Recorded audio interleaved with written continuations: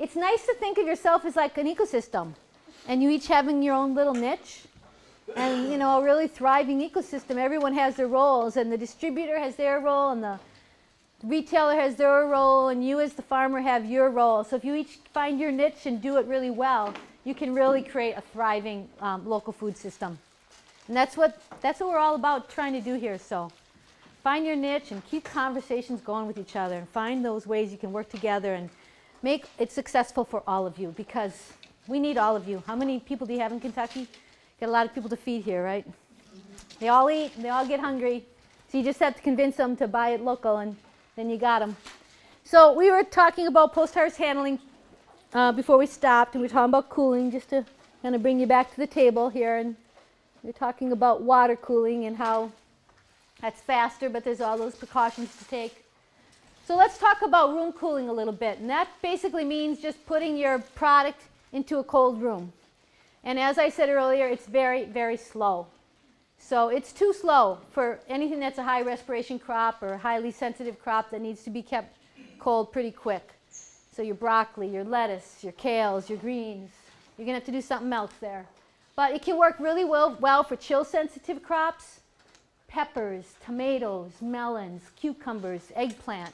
Those crops don't need to be 32. Chill sensitive, they're not high respirators. If it takes a little longer to cool them, it's fine.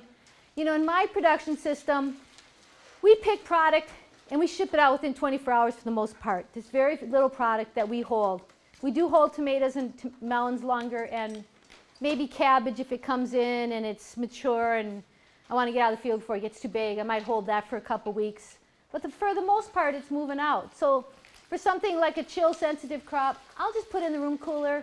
We'll harvest in the afternoon, put in the room cooler, deliver it the next morning. I don't think twice about it, but it's not going to work for most of your crops. How many of you have room coolers?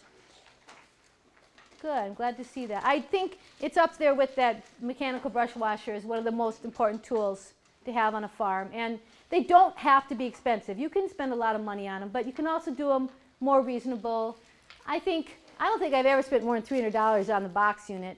I've always got them used. They're panels a lot of times, and you can get them used from a restaurant going out of business or a grocery store and put them together on your farm.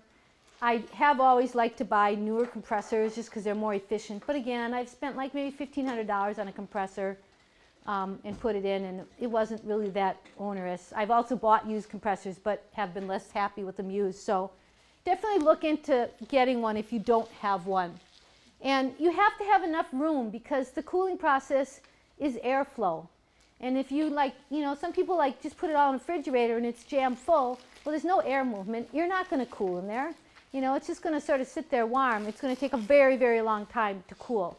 And if you don't cool your product and you send it into a store or someone else's cooler and they're going to put in their cooler and yours isn't cold, you're going to warm up their cooler as your product cools. And that's going to cause damage to their other product. They're not going to be happy about that.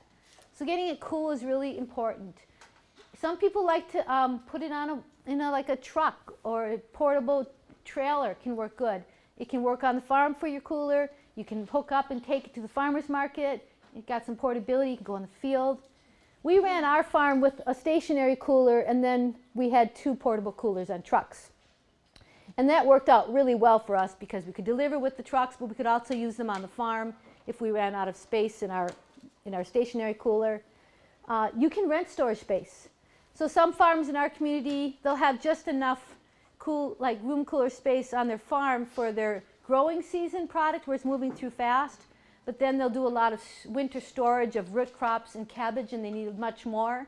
And instead of building more for that winter capacity, they'll rent cold storage. And that should be available in just about any community. If you look up cold storage rental facilities, there's probably some in these cities where you take the product in and they store it for you. And those can be great for winter storage because they are such expensive coolers. They can really monitor and keep things the exact temperature, the exact humidity that you need. And for long-term storage, that's really crucial. Like I said, I don't want to go below 35 in my cooler because I not really trust my equipment that well, whereas they can hold it right at that ideal temperature. And they usually charge like an entrance fee when you bring the product in, and then a monthly fee while it's there, and then an exit fee when you take it out. So you can, you can look at it and cost it out and see if something like that works for you. You can also rent a refrigerated trailer or truck if you don't have the infrastructure to build your own right then, or you can rent a refrigerated delivery truck. So those are options too, and of course they're handy to have. So forced air cooling is often done in a room cooler where they'll have the product like on a pallet with space between the boxes, and they'll put a really large fan. I have a fan that I bought at Sam's Club for about $300. It's probably a 4-foot round fan. I use it in the greenhouse in spring, and then I bring it over to the cooler during harvest. So I get two purposes out of it. And I just really set it there in front of the pallet and then put a tarp over the top and pull the air through. So forced air is much faster than room cooling and works really good for crops like berries. Or berries are really great for it. Your thing has a list on it. Now the thing about forced air cooling is that you got a lot of air moving, and so you have to think about dehydration of the produce. And while you're actually in the cooling period, dehydration is not an issue. In fact, if things are really wet, it's going to slow the cooling down. So it's at that point where you're reaching the storage temperature, then you either have to get the produce out of the forced air cooler or turn the air off. And, you have to stop this air flowing through it. If you continue the air flowing through it after you've cooled the product, then you're going to dehydrate your product. So something like strawberries, you can forced air cool them pretty quick. I haven't done it myself because I don't grow strawberries. I asked a neighbor of mine. He said 37 minutes was how long it took him in his system to cool those strawberries. So he has to know exactly how long it's going to take him and then get those strawberries out of that system so that they don't become dehydrated. This is a really nice model for a small farm. It's from North Carolina State. They have the plans online. And they create a styrofoam box, and then they put an air conditioner on it and pull the air through it and cool it. And the air conditioners will go down to 36 degrees if you use something called a CoolBot unit, which makes the air conditioners run colder. So it's great because they can do the forced air cooling in there, and then they keep it closed, and it holds the cold in, and they can drop the amount of air that runs through and just run the air conditioning and keep it cold. So then they've got a cold unit, and they can just set that right on the back of a truck and deliver it, and if it's within 3 or 4 hours, it'll hold the cold. So that can be a really nice, complain if you get hot cold here. I'm going to open this up a sec. That can be a really nice, low-cost forced air cooler for a small grower, especially for like a berry grower. And those, as I said, are online, North Carolina State. Any link I tell you about is on my website, atinadiffley.com. They've got a page called Farmer Resource. And if I mention a link here, it's on there, and you can find it there. So that can work really well. That is a $35,000 forced air cooler. And you can put 4 pallets in it and cover it over, and then you could turn the air off and use it for storage also. But I've never needed anything like that for 45 acres of production. I've been able to do it with other methods. Although, it's slick. You put it in, it's just like that. Ice is a really great tool, especially for small farms. It can cover up for a lot of lack of exact equipment. You can put the ice on the produce, and it's going to bring the temperature out really fast as the ice melts, so it can cool really fast. It can be great for going to markets if you don't have a refrigerated truck, or if you're going to a farmer's market and you're going to be sitting without a cooler for 4 or 5 hours, and if your product's ice, it'll help keep it cold. So it can really be very useful. And a lot of our crops, like broccoli or kale, we'll just bring them in from the field, pick them at as cool as possible, pack them, ice them, and put them in the room cooler, and we don't have to further cool them. The ice will take care of it for us. We might re-ice them before we pack them. Now, having said all of that, the industry, the large-scale shipped produce industry, is moving away from ice. And the reason they're moving away from ice are food safety concerns. The ice is just one more way you're putting water that could have pathogens on it onto your produce, so you could increase risks there. So it's really important that your ice is made from potable water and that you're really careful about not contaminating your ice. I have a really funny story where my farm crew killed a deer. And it was like 10 at night, and they were going to butcher it. And they were butchering it on a stainless steel table outside my pack shed, and I came out, and they had set a quarter of the carcass on top of the ice machine. And I was like, whoa, like, you can't do that. Like, they were completely clueless of the fact that this thing was dripping blood into my ice machine. And of course, I had to take the whole thing apart and sanitize it and then wash it and sanitize it. I mean, I was like just really uptight about that cleanup. And they were kind of clueless about it. So, training people, if you're getting ice out, you don't go in there. They're hot. The field crews come in. They're hot. They want to put ice in their drinking water. Their hands are dirty. And they think they can just grab that ice scoop and scoop out some ice and put in their drinking water. Anyone who handles that ice scoop has got to have clean hands, and only the pack crew or someone that's gone through the hand cleaning process is going to handle that ice scoop. So ice is a great tool. It is expensive. Like an ice machine used is like $2,000. I think the cheapest I ever bought was $1,000, and that was used. You can spend a lot of money on an ice machine. But sometimes you can share them. You can buy ice. If you sell at a farmer's market, it's a great tool for your farmer's market to have. And then when you get there, you can take a cart over and put ice on your product. I took this picture of carrots at a farmer's market. Now, carrots are something that are not normally iced. There's crops that they're called should-iced products like broccoli. There's ice products you can ice. You won't hurt them, and you'll help keep them cold. And then there's products you should never ice. And that information is all in your manual. But carrots are not normally iced when you ship them, but if you ice them, they're going to stay nice and crisp. And when I took this picture, it was a farmer's market. She was icing her carrots, and they would come out of that box just glistening and crisp and gorgeous. They flew off her table. It was hot out, and they just looked so good. And her neighbor, who was selling carrots without ice, they were dried up and shriveled up looking. They didn't look too good. So it can be a really nice tool to help you keep your stuff cold. I think I've talked enough about combinations of cooling, how you might not use just one system. You might hydrocool it and ice it and then put it in your room cooler. Or, ice it and then put in your room cooler. So storage, that was all about cooling. Now we're going to talk about storage. After you've got your product cool, you're going to want to store it. And you want to reach your maximum storage life. And that's going to be just so dependent on how you've handled it. So when you're storing product, you're going to think about temperature, humidity, ethylene, storage life, and the groups of product. If you're not holding things for very long, this isn't a super big issue. The temperature will be the most important issue if you have a short storage period on your farm and it's getting off your farm pretty quick. If you're holding something for more than a day and a half or 2 days, then something like ethylene and humidity become really important. So in Minnesota, in the Midwest, we're really humid. We don't really have to adjust our humidity levels in the growing season. It's humid outside. We're putting produce with water and ice into our coolers, so that's adding humidity.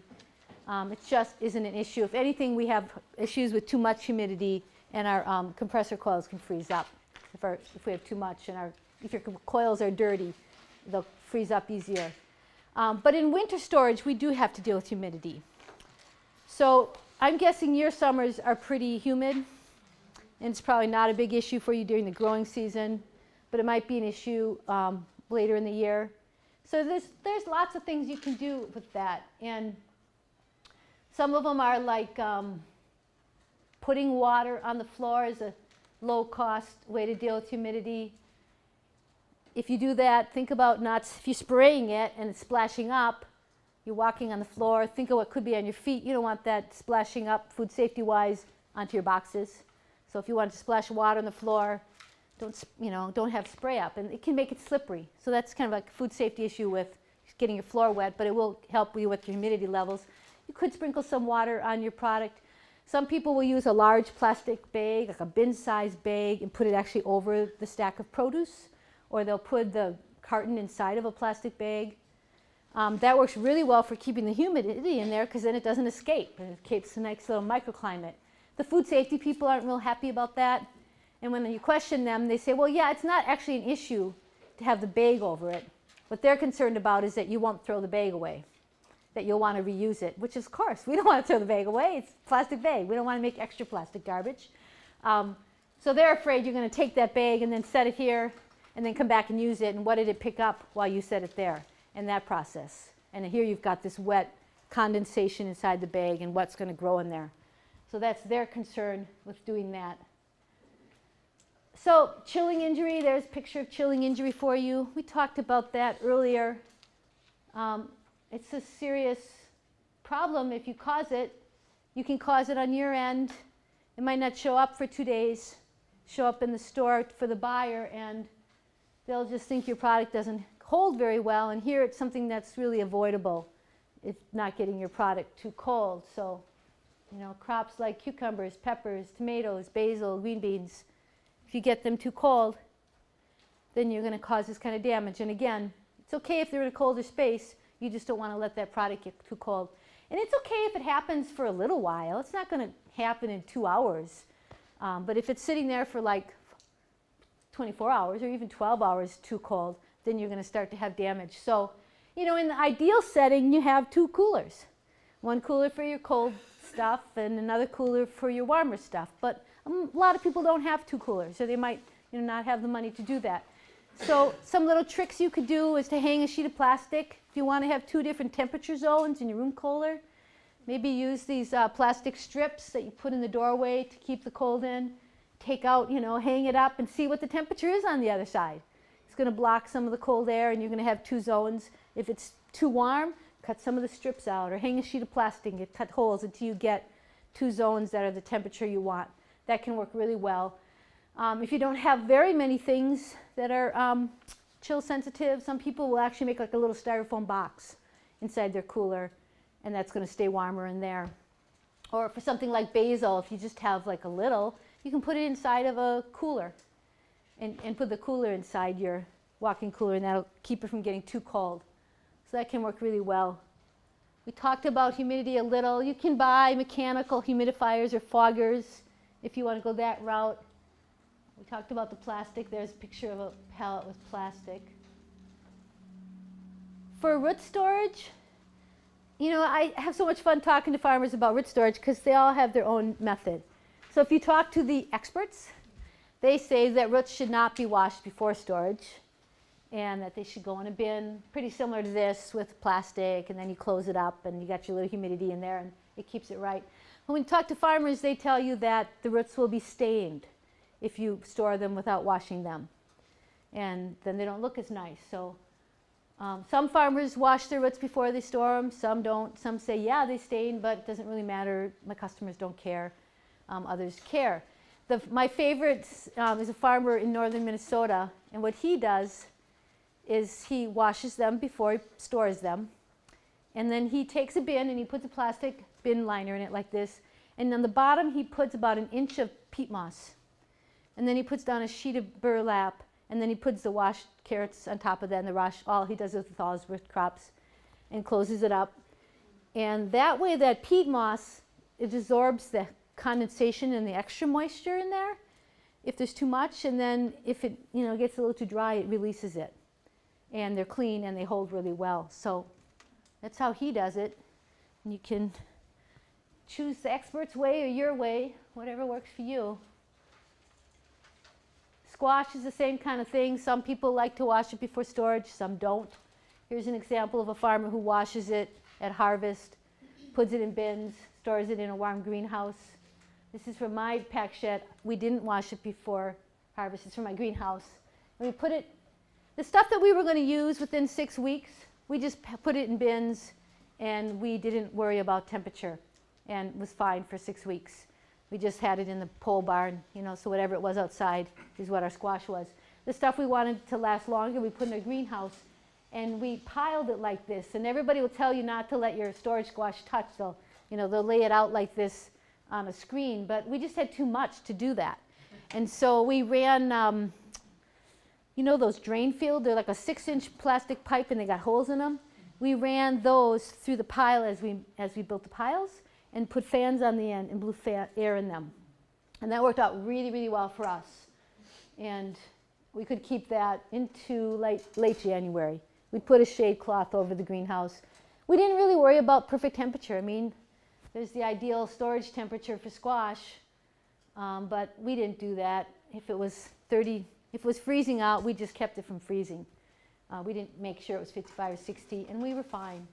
So I think it was one of those crops, some of these storage crops, we didn't try to hold it till April. We grew an amount that we would be out in the amount of time that it worked for our storage system. Onions, again, it's a nice way of curing onions. Here's an example of cabbage being stored for winter, and they fill the bin. This is actually from that farm I showed you earlier, the harvest belt. They were harvesting the cabbage. This is the same cabbage. The bins were full. They put the plastic over it. They stack them 3 high, and they store all winter. We used to sell a lot of storage cabbage, and it would hold for us until May. And it was just the greatest crop for us when we were starting out because it gave us this winter cash flow. We'd go out there once a week, and we'd pack $2,000 worth of cabbage in like 2.5, 3 hours and deliver it, and it really kept us going through the winter. And the work was already done. It was grown. I really have never lost a head of cabbage to spoilage over the winter. It kept so well. If you want to do that, make sure you have a storage cultivar. They're a longer day cabbage, and they'll hold better than some of the shorter day cabbages. And that can be a real nice little money maker. And you'd be surprised how people that don't eat cabbage in summer start to eat it in the winter. For delivery, you know, refrigerated trucks for delivery are great. Some people have them, a lot of people don't. If you're going to deliver without a refrigerated truck, insulate the vehicle and insulate the floor. And these are all trucks from our farm. That green van, we insulated the floor and the walls and the ceiling. If I put cold product into there, product that had been cooled to its storage temperature, if I put it in there and covered it with an insulated blanket, I could do a 4-hour delivery and it would maybe come up to 40, in 4 hours. So that could work really well. And the same thing with these U-Haul trucks. We had them insulated. We'd put cold product in and cover them, and it would stay cold if the delivery wasn't too long. What kind of insulation did you use? Like a sheet that's styrofoamy. I don't know if it's 1 inch. So you buy like a 4x8 kind of sheet of size of a sheet of plywood, and we'd glue that to the wall, and then we'd cover that with plywood. And we'd put that on the floor. I think they call it blue board. Blue board. Blue board is kind of blue. And Yeah. you tack it up on the wall before they put the. And it comes in different colors, and they're different thicknesses and different R values. Thanks. I'm getting a little less articulate as the day goes on. Feeling just a little bit tired. That's our refrigerated truck, and see how if you cool your product, you really do get a lot of money.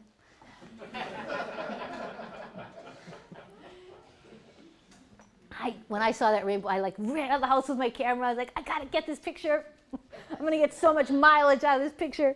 But that worked really well for us. And so, we'd put the stuff, a lot of times we might have, the 10-pallet truck would be full, and then this truck would maybe have 4 pallets. So not everything was refrigerated. We'd figure out where each truck was going, and that would do the short order, and it worked fine. So insulate it if it's not refrigerated, and you can get those moving blankets can work really well. They're nicely insulated. We used a lot of blankets from garage sales, and we washed them. I think that's the hardest part about this method is how do you wash those blankets? And sanitizing wise, they need to be clean. So that was a good excuse for me to buy one of those front load washers, is to wash my blankets. I have a great story in my book about when we bought our first refrigerated truck, because it was way further along in our career than it really should have been. It should have happened way sooner. But what pushed us to buy it is we were literally staying up till 10 packing, and then we were getting up at 3 in the morning to load trucks. And we didn't want to ask our crews to come that early, so it was me and my husband on the loading dock taking food that was cold in the cooler and loading these trucks. And we were loading 18 pallets. We actually had 2 10-pallet trucks. So we were loading a lot of product, and we'd get it out on the dock, and we were palletizing it for each store. So everything's packed, all the broccoli on one pallet, all the cabbage on one pallet, and then I'd have the store's order, and we'd have to mix it on the pallet, wrap it, and put it on the truck. So we'd be out there at 3 in the morning doing this and fighting, you know? And it wasn't really good for our marriage. And so one of those winters when we're having our planning, we were like, what's the big improvement we need this year? And we were like really realizing we need more sleep. And to get more sleep, we needed a refrigerated truck so we could load it the night before, turn on the refrigerator, and then in the morning we could just get in the truck and go. And then we got really smart and we went, oh, we could hire a delivery driver. You know, and so that was our model. That was the year of sleep. And to accomplish our year of sleep was we bought a refrigerated truck. But it's a funny story in my book, and may inspire you to go out and buy a refrigerated truck. You know, part of the reason we didn't get one sooner is refrigerated trucks used to be really expensive. When we finally bought this one, we paid $10,000 for it, and before that they were $20,000.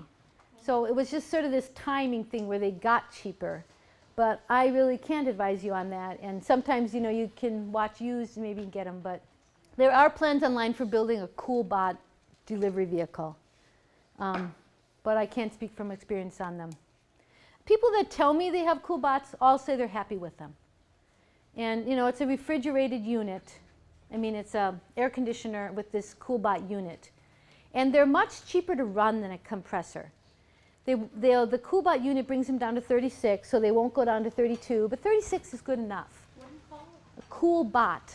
C-O-O-L, and then B-O-T. And they're much more efficient to run because you can buy a Energy Star air conditioner to run them with. And the maintenance is a lot less. People say I just don't have any trouble, and if the air conditioner gives out, I buy a new air conditioner, it's $300-400, and they're ready to go again. So they're much cheaper to run. And that picture I showed you of the forced air cooler from North Carolina State, they have plans to build a CoolBot on that same website. And that's actually linked from my website. Oh, okay. So at tinadiffley.com, if you go to Farmers Resources, you'll find it under Post Service Handling or Food Safety. It's under one of those two